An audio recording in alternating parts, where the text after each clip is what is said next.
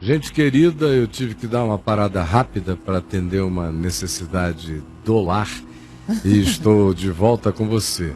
A segunda coisa que pediram para eu comentar nesta manhã foi um vídeo sobre o fato de que em alguns artefatos incas você pode perceber a presença concomitante, simultânea, do homem e dos dinossauros habitando a mesma época, a mesma era.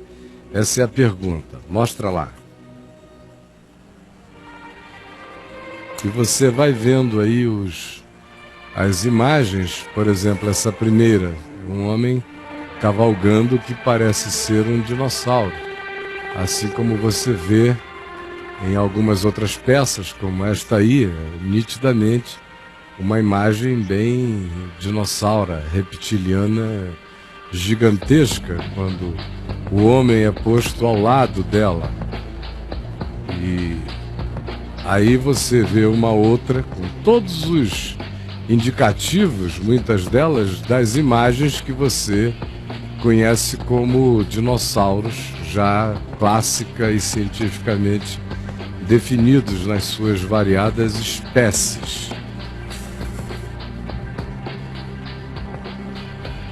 Só que, na perspectiva da evolução humana, há uma diferença abismal de milhões de anos entre a presença dos dinossauros e a chegada muito posterior, milhões de anos depois, dos humanos no planeta.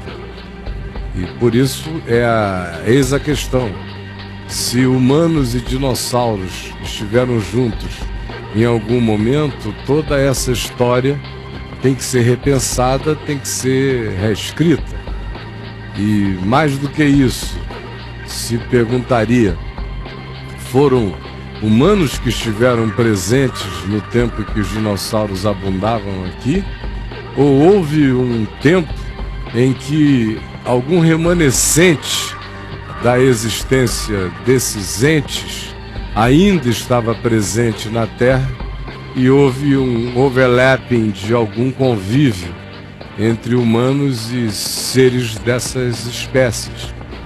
Porque, de outra feita, a pergunta é como saberiam os humanos a respeito de entes que teriam sido extintos completamente, que eram desconhecidos deles, extintos milhões de anos atrás? Como saberiam eles dessas coisas?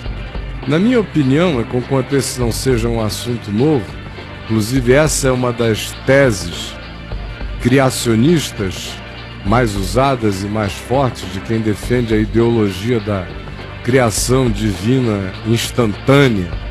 Sim, 7 dias da semana, de 7 dias de uma semana. Quem assim pensa e assim advoga sempre usa registros semelhantes que mostram algum tipo de presença humana com os dinossauros, porque assim seria como quem estaria quebrando a coluna dorsal da evolução.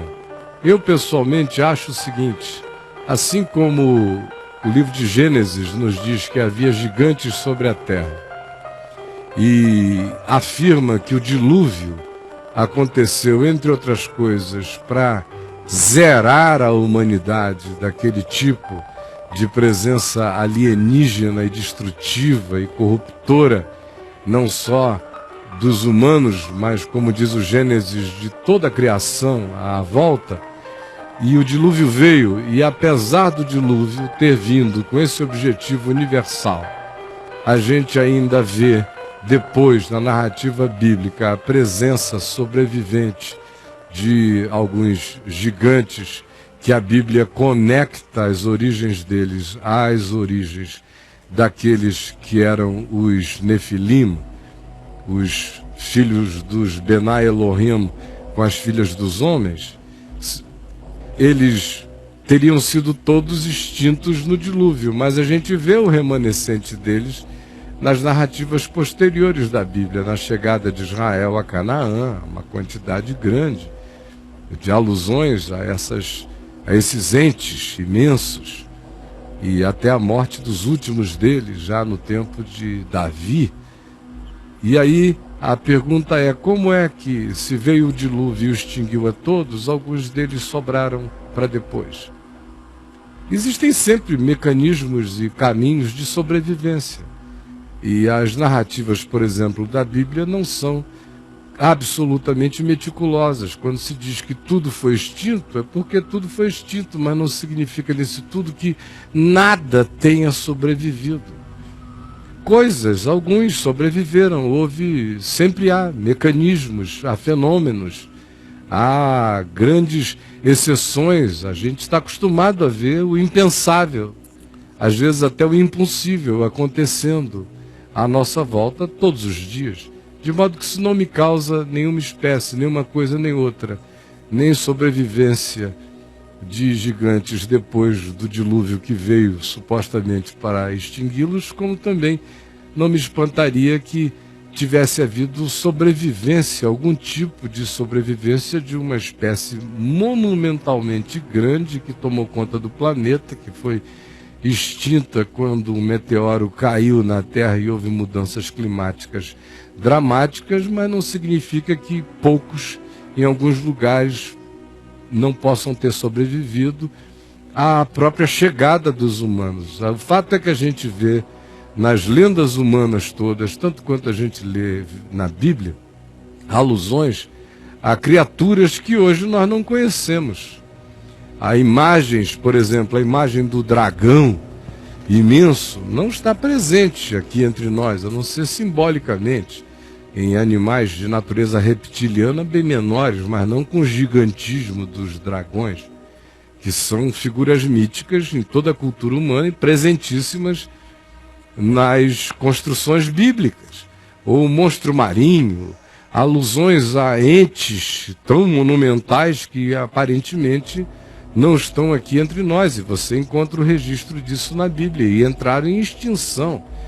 De modo que eu, particularmente, não tenho nenhuma dificuldade em crer em remanescentes que, em alguns lugares e em alguns momentos, podiam estar presentes e que vieram a ser extintos no processo natural.